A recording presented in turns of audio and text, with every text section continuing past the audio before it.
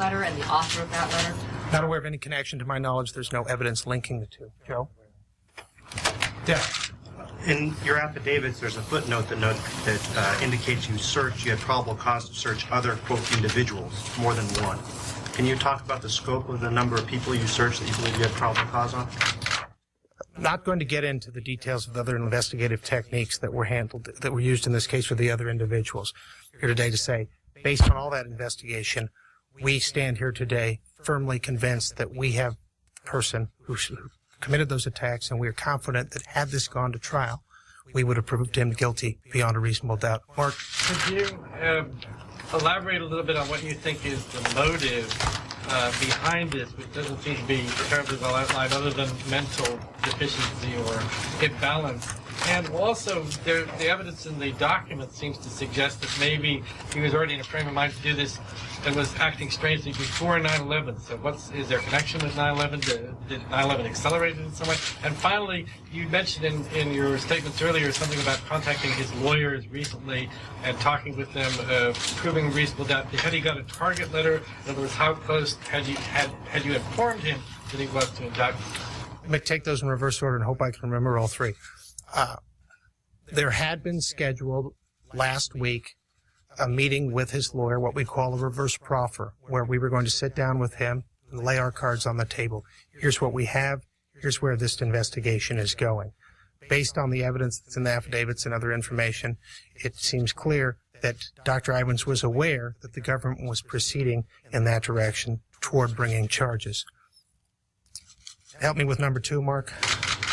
The question was, before 9/11, some of the evidence, your chain of evidence, about his increasing feverish activities suggests that it starts in August or whatever. Before remember, from the information you have, Dr. Ivins is a troubled individual.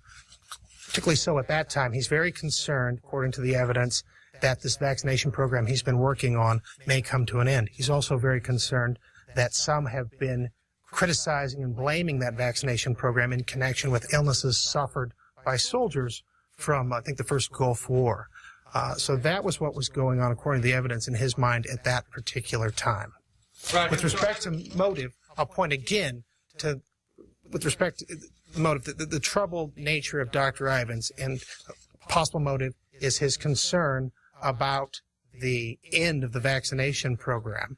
And the concerns had been raised, and one theory is that by launching these attacks, he creates a situation, a scenario where people all of a sudden realize the need to have this vaccine.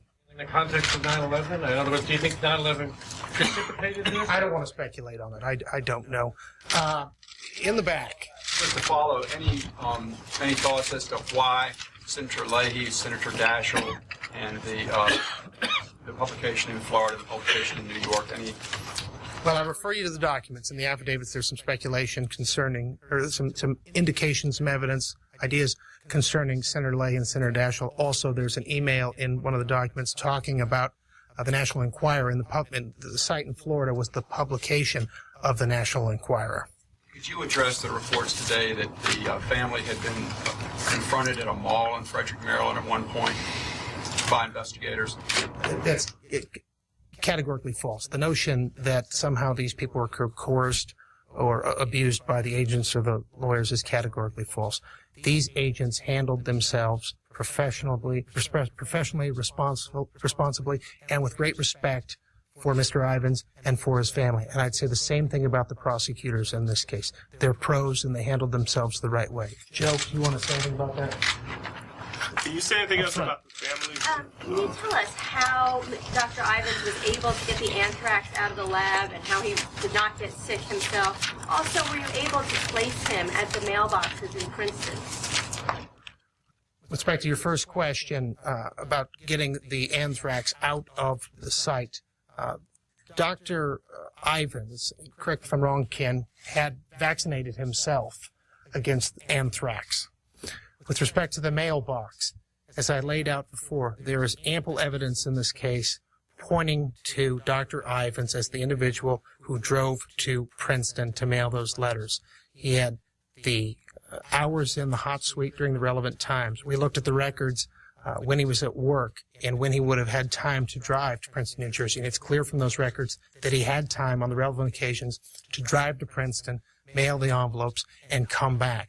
There's also evidence I'll refer you to in the affidavits concerning where that mailbox was located in Princeton, New Jersey, in relation to some obsessive conduct on his part with regard to a sorority.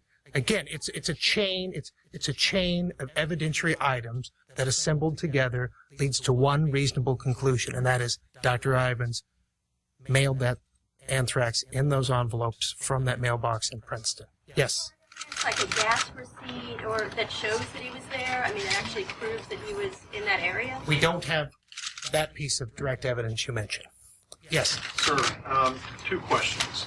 Is there any evidence at all that Dr. Ivins, based on his knowledge of his coworker, somehow framed or set up Dr. Hatfield?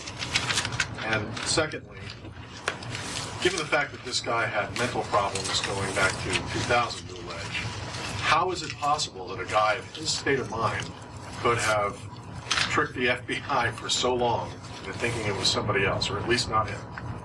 The first question is about Dr.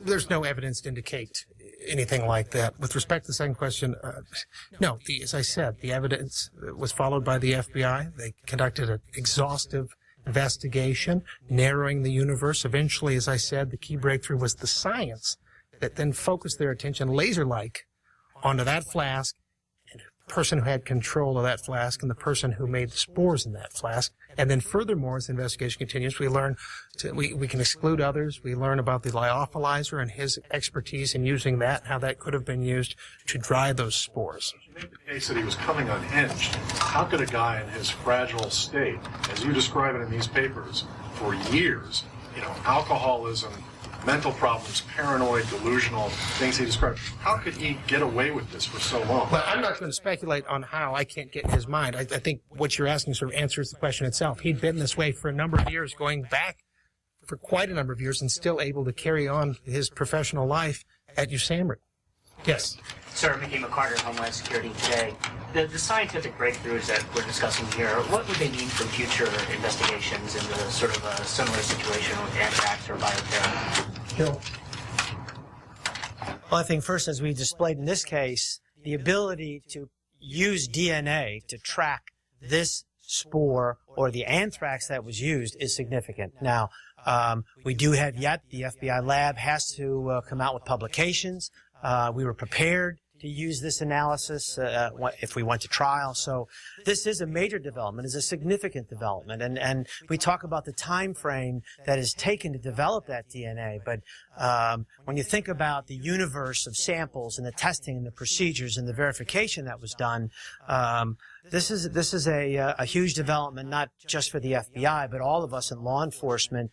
Again, we faced a weapon which we had never, ever faced before in our life. And an inability to trace that evidence, such as we do with either DNA or firearms or fingerprints. This is, I think, a significant development, and kudos to the lab folks that have helped. Research be published? I'm not going to comment on when the publications and the process will come out, but the FBI lab will do that accordingly. Mr. Secretary, could you talk a little more about the meeting with the families today? Just a little more about the meeting with the families. Let me add something on the science. It's important that the science was developed, but also that it's been validated, that it's something that's scientifically approved that can be used going forward in investigations to bring cases. And while the breakthrough came in 2005, there was an additional piece of validation regarding another assay that didn't take place until 2007. Now, yes, sir. Yeah, could you just talk a little more about the meeting with the families? I think this was the first time that they all came from across the country in one spot at the FBI. Could you just talk a little bit more about, because the meeting went over 2 hours, did they seem satisfied with the explanation, and then what's the follow-up? Because some of them are saying they still have more questions, and they're not quite knowing that this one person could do all these things and all these mailings. So what assurance did you have some of the families who could not come to Washington today? Well, I think as we started this conference today, the primary mission for us was to sit with the families.